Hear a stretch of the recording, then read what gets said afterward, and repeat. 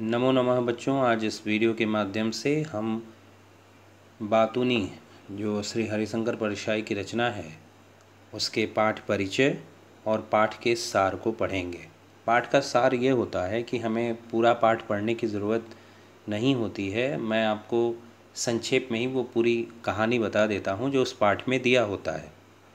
तो ये जो पाठ है ये बातूनी यानी जो बहुत ज़्यादा बात करता है उन व्यक्तियों के बारे में दिया हुआ है। और दूसरी चीज़ ये है कि किस तरीके से एक बातूनी व्यक्ति ने हमारे लेखक का जीना दूभर कर दिया है, इसको इस पाठ में बताया गया है।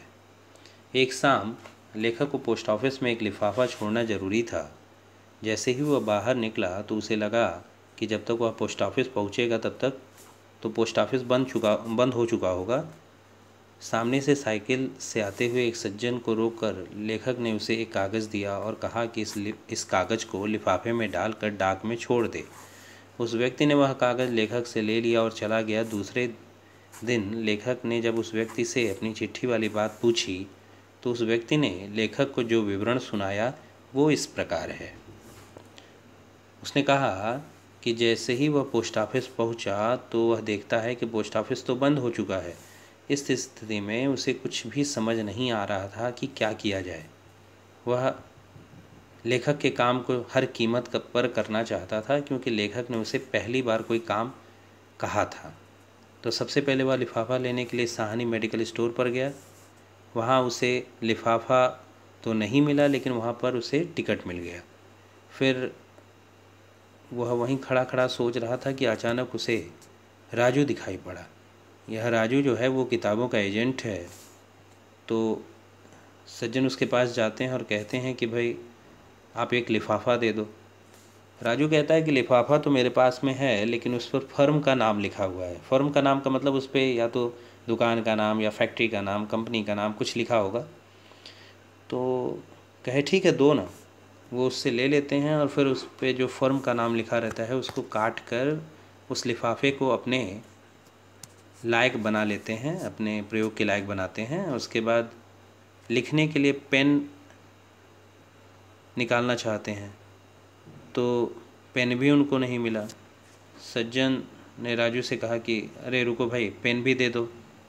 अब पेन मिला तो पेन से उन्होंने फर्म का नाम काटा, फिर उस पर जहाँ उस चिट्ठी को भेजना था वहाँ का पूरा एड्रेस डाला।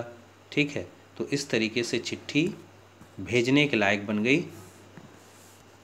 और अब वो लिफाफा लेकर जैसे ही पोस्ट ऑफिस दौड़े दौड़े पहुँचे तो डाकिया जो है वो चिट्ठी निकालकर लेटर बॉक्स बंद कर रहा था। उसने डाकिये से आग्रह किया कि वह इस लिफाफे को ले ले।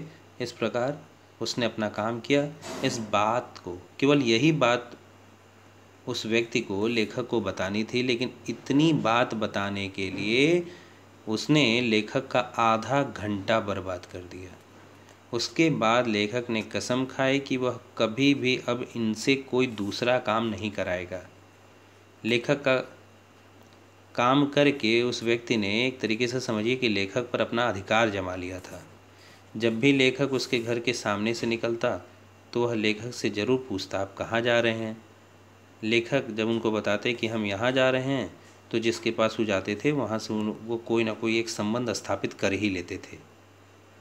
अब एक उदाहरण के माध्यम से समझ लीजिए, जैसे अगर मान लीजिए वो कहते हैं कि वो सिविल सर्जन के पास जा रहे हैं तो सिविल सर्जन जो है उनका कहीं ना कहीं का रिश्तेदार निकल जाता। कहते प्रोफेसर तिवारी के पास जा रहे हैं तो प्रोफेसर तिवारी भी उनके किसी न किसी रिलेशन में आ जाते। तो इस तरीके से वो सभी से कोई ना कोई अपना रिलेशन बना ही लेता था। लेखक एक बार सोचने लगा कि अगर वो कहे कि जालिम सिंह से मिलने जा रहे हैं तो कहेगा कि जालिम सिंह भी उसके रिलेटिव हैं और वो भी उसके बड़े ख़ास आदमी हैं। अगर इसी तरह से वो कह दे कि वो भगवान से मिलने जा रहे हैं तो वो भगवान से भी अपना रिश्ता निकाल लेगा और यहाँ तक पहुँच जाएगा कि भगवान ने उसको अपनी गोद में खिलाया है। तो इस तरीके से वो लेखक को परेशान जब करने लगा तो लेखक ने सोचा कि क्यों ना उसके घर के सामने से जो रास्ता जाता है उसका प्रयोग करना ही बंद कर दिया जाए, उस रास्ते का प्रयोग करना ही नहीं है।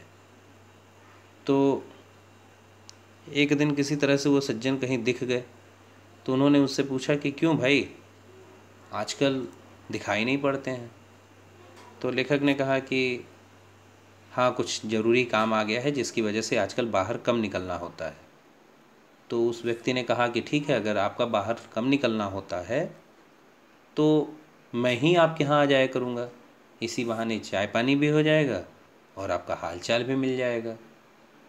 तो जब लेखक ने सोचा कि अगर मैं इसके घर के रास्ते से नहीं जाता हूँ तो ये तो अब मेरे ही घर आके बैठने की बात कर रहा है, तब तो फिर जिस मुसीबत के चक्कर में हम भागे भागे फिर रहे हूँ तो मेरे गले ही पड़ जाएगी। तो उन्होंने कहा कि ठीक है, जैसे ही काम समाप्त होगा मैं फिर आपके घर के सामने से गुजरने लगूंगा और इसी बहाने आपका हाल चाल भी ले लिया करूंगा। तो इस तरीके से बेचारे जब देखे कि किसी ओर से उनको बचने का कोई रास्ता नहीं है, तो उन्होंने थक हार कर उस बातूनी व्यक्ति के घर के सामने से ही जाने का निश्चय किया। तो ये पूरा पाठ था आपका, और इसको बड़े ही सुंदर ढंग से हरिशंकर परसाई जी ने प्रस्तुत किया है। करीब 2 से 3 पेज का ये पाठ है। आप समय मिलने पर इस पाठ को ज़रूर पढ़ें और पाठ का भरपूर आनंद लें। धन्यवाद।